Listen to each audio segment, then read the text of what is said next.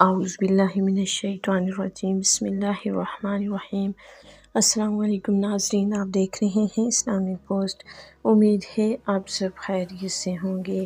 ناظرین، آج کی ویڈیو میں آپ کو درود قرآنی کی فضیلت، اس کی برکات اور اس کی نہایت ہی اہم اور مجرب وظائف کے بارے میں بتاؤں گی۔ لیکن ناظرین، یہ سب جاننے کے لیے ہمارے ساتھ آخر تک رہیے گا، ہماری ویڈیو کو لائک کیجیے گا اور چینل کو سبسکرائب کر دیجیے گا، تاکہ ناظرین آئندہ آنے والے وظائف آپ کو آسانی کے ساتھ اور بر وقت پہنچ سکیں اور ساتھ ہی ساتھ ہماری بھی حوصلہ افزائی ہوتی رہے۔ تو ناظرین، آغاز کرتے ہیں درود قرآنی۔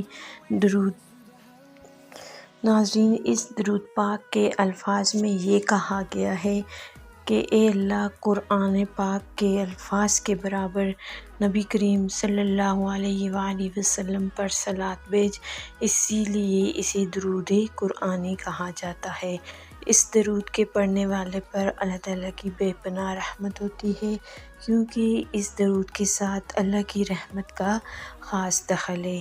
اگر بارش نہ ہوتی ہو تو علاقہ کے لوگ ایک مسجد میں جمع ہو کر اجتماعی صورت میں 1.25 مرتبہ یہ درود شریف پڑھیں، اس کے بعد بارش کے لیے دعا مانگیں۔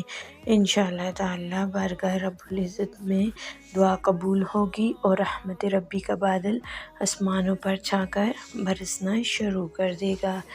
اور ناظرین، اس درود پاک کی ایک اور خصوصیات یہ بھی ہے کہ اس کے پڑھنے والے کے دل میں نبی کریم صلی اللہ علیہ وسلم کی محبت بڑھ جاتی ہے اور وہ حضور اکرم صلی اللہ علیہ وآلہ وسلم کی ذات گرامی سے کمال محبت اسے نصیب ہو جاتی ہے۔ جو شخص اسے قرآن پاک کی تلاوت شروع کرتے وقت اور ختم کرتے وقت 7 مرتبہ پڑھے، وہ ہمیشہ خوشحال اور پرسکون رہے گا۔ اس کے علاوہ صبح شام اسے 3 مرتبہ پڑھنا گھر میں خیر و برکت اور اتفاق کا موجب ہے۔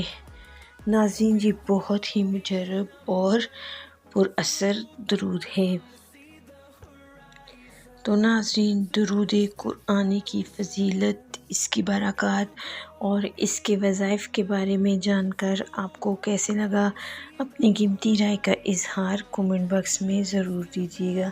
ملتے ہیں ایک اور نئی ویڈیو اور نئے وظائف کے ساتھ، تب تک کے لیے اجازت دیجیے۔ اللہ حافظ۔